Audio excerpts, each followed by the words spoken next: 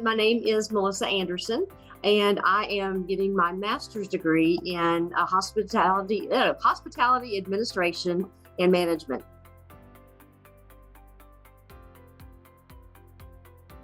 It was a twofold thing. It was personal.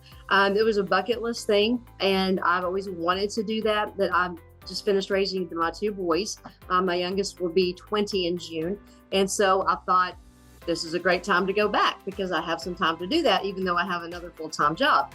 I also professionally, I wanted to stay up to date on this industry.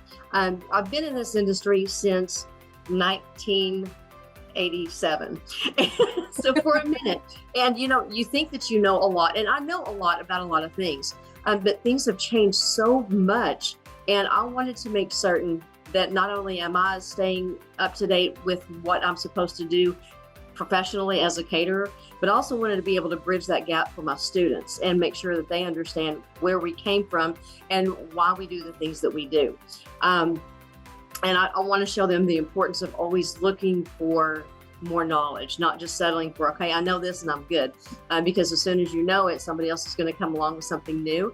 And if you are, just like in a business, if you are stagnant and you are happy with where you are, you're going to be surpassed and you're not going to be competitive. And then you're going to be lost and you'll have to find something else to do. So, well, in addition to keeping me up to date on things, it gives me a new perspective on all sorts of things, not just as the customer or as a service provider, but again, I guess bridging the gap between those two and what it should look like as opposed to what it looks like on a regular basis.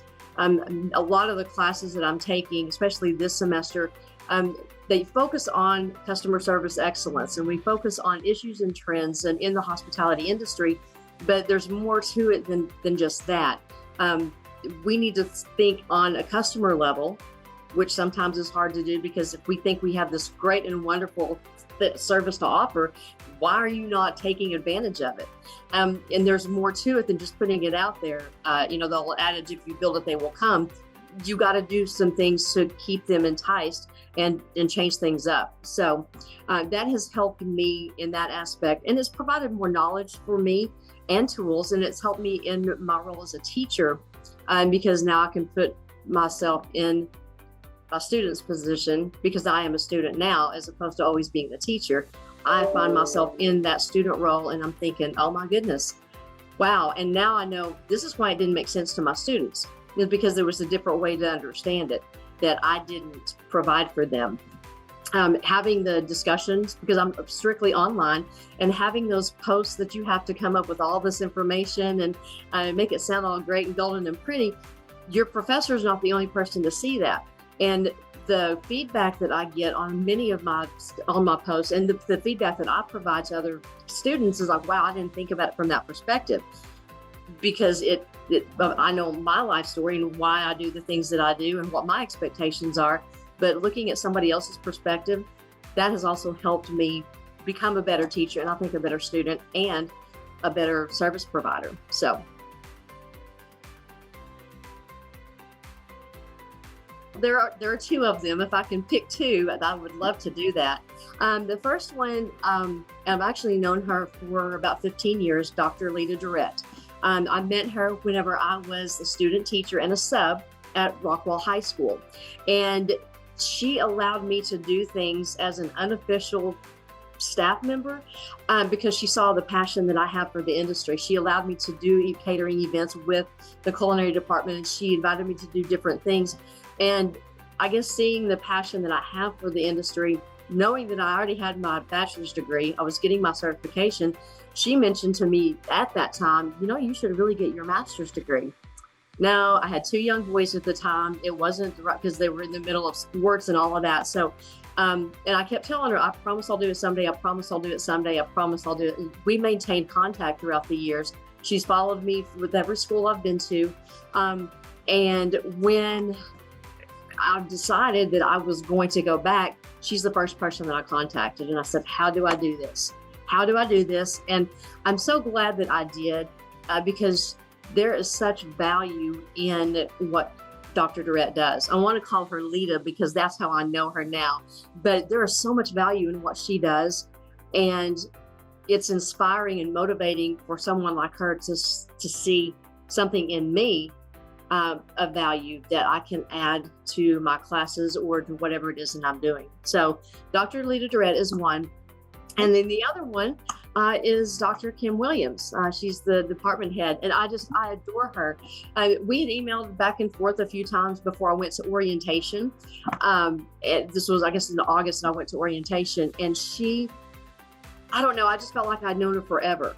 And I actually took a class from her last semester, and she motivated me and encouraged me and challenged me a lot, because she would encourage me to think about something on a higher level and a different level than what I am accustomed to. That has made me, I think, a better student, and again, a better teacher, and then a better caterer, a better service person. They have both shown grace and encouragement and tremendous support, and I would not want to do this without them. I think I probably could, but I would not want to, because they've been instrumental in how I feel about what I'm doing. So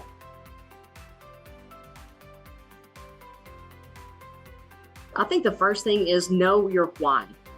That's a big thing. A lot of people do something just because it seems to be the thing to do.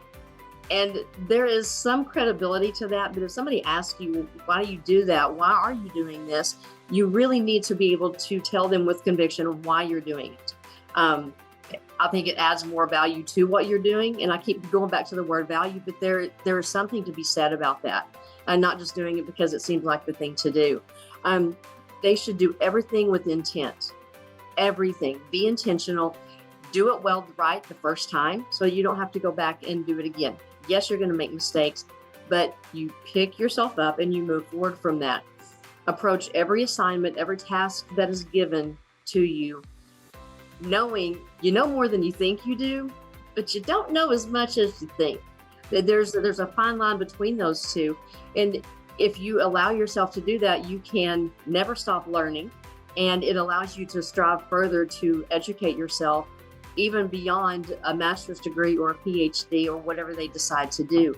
The biggest thing too, though, is just have fun learning, because if it's something that you have a passion for, it should be fun.